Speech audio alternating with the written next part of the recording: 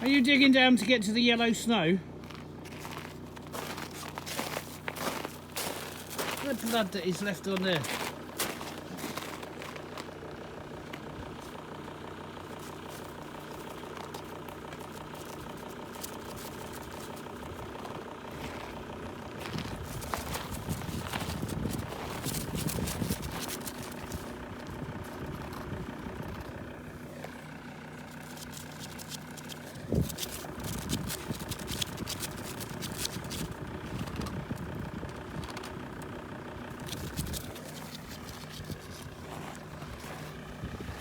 Some of these crates are frozen solid into the ground. I just used the front of the van and a strap and pull them free.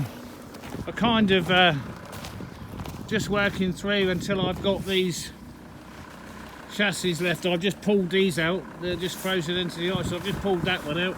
I've got a feeling I can stand that one up and put that on the trailer in one fit. Yes. Oi, nutter. Anyway, let's see if we have any success with this.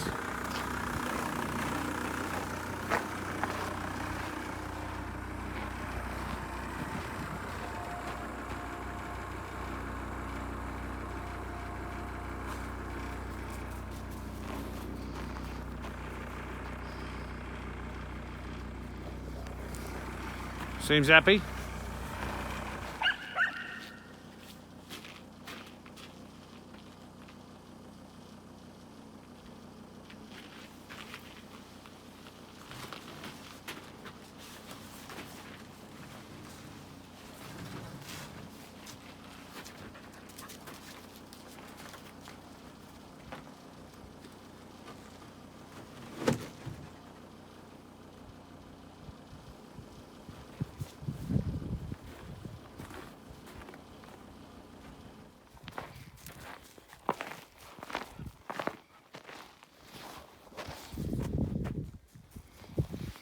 Well, I'm nearly there. I've kind of had enough now. This is hurting my back. So I think I could take this crate and the walls of these two on the next one, and then come back for that, and that will just leave me the bases, which I'm not putting on this trailer. I can't even snap half of them out of the ice. But there is a lorry there. Look, there's a truck there, and it's equipped with a high-ab and straps. Can't imagine anybody's going to miss that for a couple of hours, can you? Anyway, let's get this back. It's time for coffee again. Up! Roll up!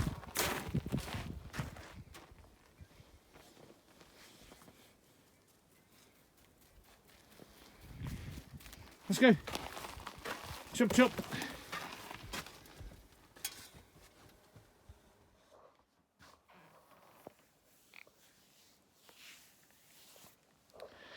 If I told you I'd just done a 20-minute piece to camera without it switched on, would you believe me? Probably. Right, this video's probably jumping about a bit. But I've done the 2 runs at the airport. It's now quite clearly dark outside. And I've had a table lying in my shop for too long. It's been sat out on the factory floor for a few months, and now I moved it into the shop ready to be refinished. To table that I traded, and it's been left in the cellar for a few years. It was damp, mouldy, and warped. Well, I've managed to get it straight, and I've been working on it now for about an hour and a half. That's not including the 15-20 minutes I just on the camera. So I've sanded it down. I've just wiped it down with alcohol. It had a few nasty dents in it. I'm assuming they're transportation dents, and I sucked some of them out with ice. So if you put ice, different timbers react in different ways to ice, but if you put ice on it, and this was a big series of really deep gouges here, and some there, and I've managed to pull the worst of them out. There's still the odd scratch here and there. So when you start to refinish a piece of furniture, there's a lot to consider. Who's it for? Where's it going? what it needs to look like. So this is for me. I traded it for me because I need a much bigger table. My table, I've got a table, original table. It's much better quality than this, but it's the wrong size. It's too small. And the room that I've opened up in which this has got to go is a very big room, and therefore the space commands a bigger table. So whilst the table is of less quality than my original, the chairs are nice, arguably less quality again. The overall size and look of the table is what I want to achieve. I also don't like anything too shiny new or uber new. So how you refinish a piece of furniture for yourself, it depends on what you want to achieve. Well, I want to get rid of all the dinks, dents, scratches, stains made by hot mugs, people that have got real wooden tables. If you're not using coasters, well, that's your table wrecked. And again, different tables react in different ways to heat. Or different wood reacts in a different way to heat. Anyway, so this is this. It's kind of probably looks quite nice on camera. I've got a bit more work to do on it. Now I've washed it down with alcohol, I can kind of see what's going on. And the sides, quite clearly, it was very lightly stained with something, because these are a different colour, and I need to bring the top back to the colour. I'm not taking all these back, there's no need. I need the top to be perfect, and I don't really need anything else to be too perfect, but nice, if you know what I mean, because of the style of the room, and the colour matches where I'm going with the floor. And these are the chairs. It only comes with 6 chairs, and it's definitely an 8-seater. So, and I have other chairs because I have the other table, and some of them need repair. So, and these are the legs for it. It's not an uncommon style of table. The chairs are not individually made, so these chairs are made all to be the same at the same time. My chairs were all made a little bit differently. They were made in the same factory, probably by the same craftsman, but a little bit differently. So this is what we're on. I'm going to work some more on this table. I like the fact that there's still some original machine marks there. So we can see that this was cut through here on a bandsaw, not a circular saw, because these are bandsaw marks. And also the fact that it's quite ropey. It's not the best timber at all. It was definitely they were scratching around for good timber when they made this table. Definitely scratching around. It's kind of some of the appeal with it. Some of the appeal. You see, this is just rough. And me, if I was making furniture for resale, you would just cut it out if you didn't have it. But they've not. They've used it. And maybe that's led to some of the warping. You can't see it, but there's quite a warp on this table, and I've managed to get a lot of it out. And again, machine marks there, which the craftsmanship on this table, the craftsmanship's not good. And it's machine, tongue and groove. So, yeah, it's not. But it is fit for purpose. And that's what I want. I want a much larger table that's fit for purpose, and I want the top to be perfect, but I don't want the refinishing to make it look like it rolled out of a modern factory. I want it to still maintain some of its handmade appeal and features. Resto mod, if you like, but not a shiny Resto mod. So, not even a Resto mod.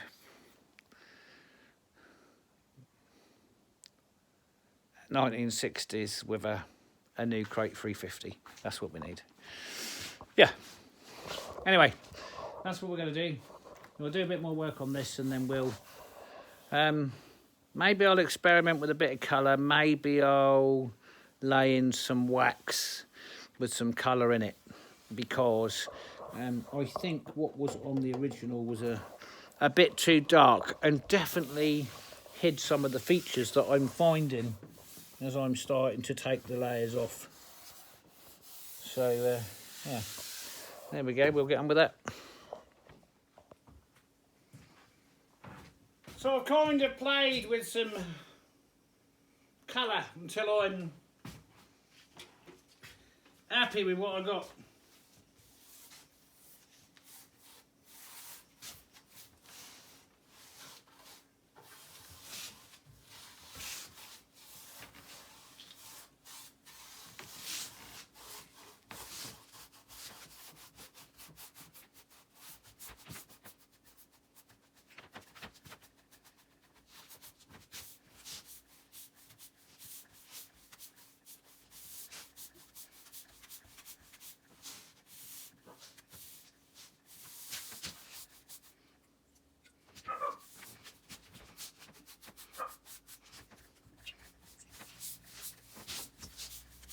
So I want to work it in,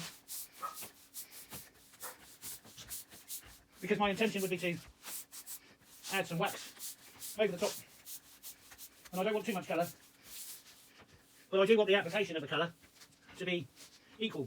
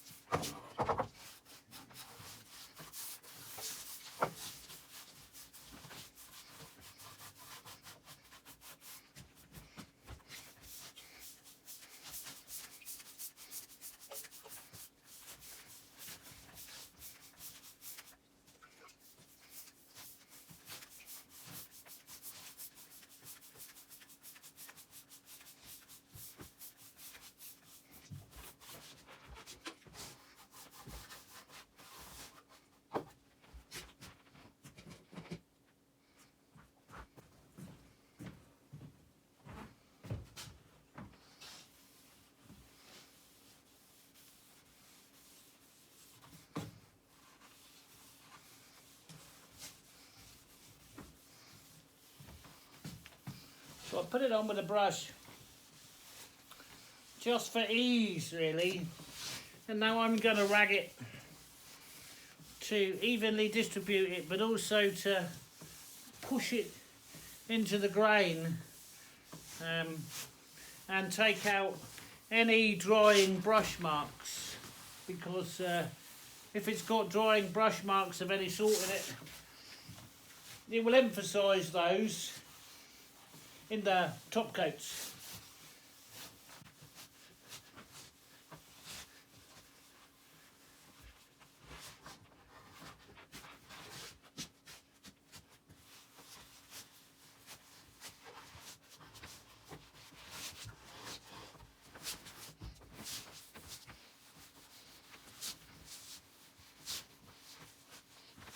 Yeah, that's kind of giving it a nice evenness without a particularly heavy colour. So I've used a rosewood and a few drops of ebony in this to kind of give me the effect that I want.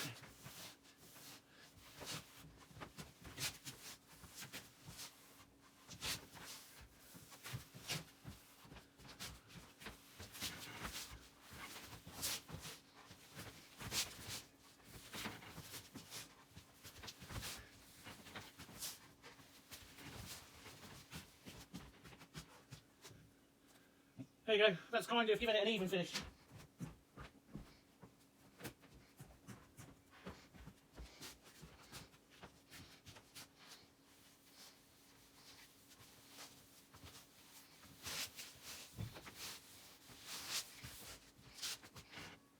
You can see some of the ebony coming out now, just leaving me the even colour that's required. And it's a personal thing. It's a personal thing, but never be afraid to put a colour on, because and then take off the excess Gives it a much more even, natural look. And if you don't like it, of course, you can have another coat and then take that off.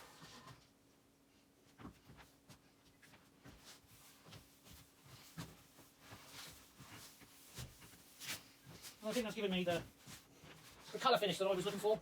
Not the dark finish that it was, but a more even tone. Let me move you around in the light.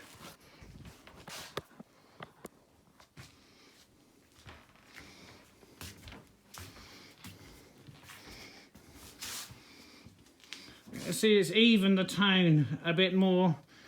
It will need waxing, several coats, but that's the finish I'm looking for. And then we can work on the legs and the chairs.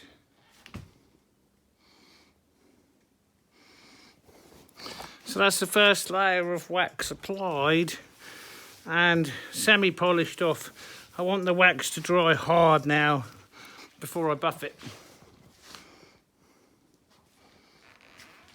But that's a completely different table to where we started from 3 hours ago.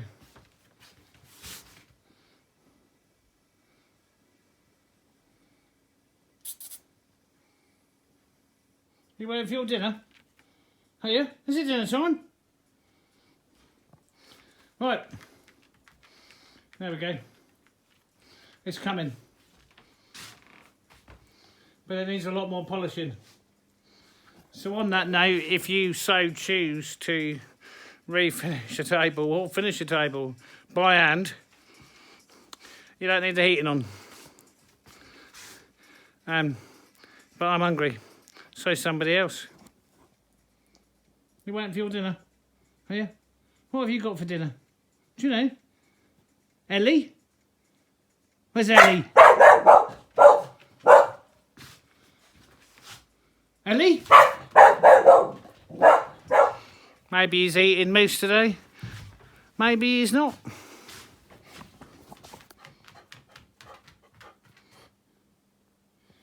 If only he knew the difference between that big thing that runs around outside and what he likes to eat for dinner. I've never understood the fuss behind the unboxing. Or worse, the boxing thing. However, we just laid down our first coat on that and took Kasper out, clicked the post, something I've been stuck on. So all those that are you regular watchers, you'll know I've been stuck. Let's put this down.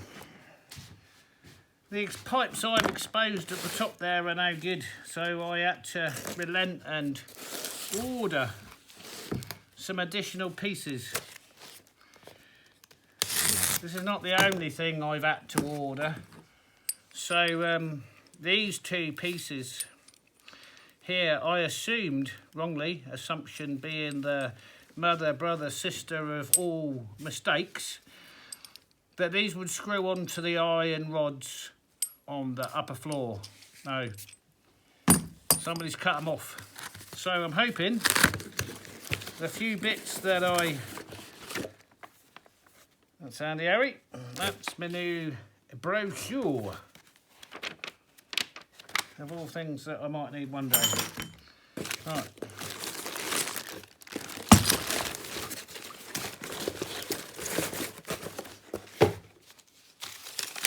Everything they didn't have. Right.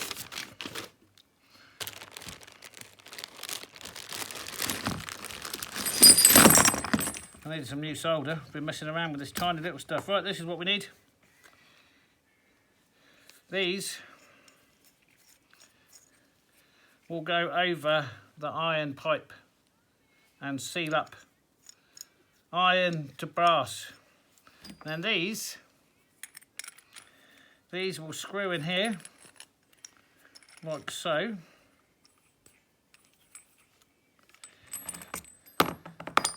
And then these will screw in here, like so. And then I can run 22mm copper out of here.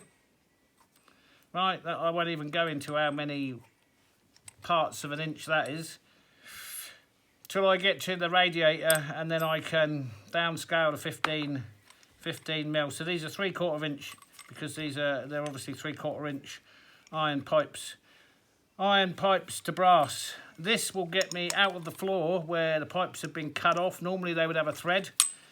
These bits that I add are the right thread for our 3/4 of an inch iron pipe threaded, and that would have been a 22mm, and I could have put a 22mm bend on that and come out, but I haven't got them. So this is not for the alterations I showed you on the lower floor. This is for the alterations on the top floor. So now I can get on with my plumbing job and plumb for the next 2 radiators we've got to do, and I'll obviously take you guys when I do that, and you can watch me faff around with all that together. So that's part of an order where I'm completely stuck, and for those that are regulars, you'll know that I did the tank down in the cellar. Well, that didn't work at all. That was a total fail. But I have got a 12-volt mobile trailer home shower pump coming, and that's going to solve the problem, because that will pump to 116 psi, and I only have to pump past whatever the header tank is, 5. So that's going to solve that problem. So we should be able to move on with all the plumbing jobs, but not today. Today we need to get on with the table. But I think that's it for today. Thanks for watching. If you like the video, give me a thumbs up. Thank you for all those that have subscribed. Keep subscribing. We'll catch you on the next one. Bye for now.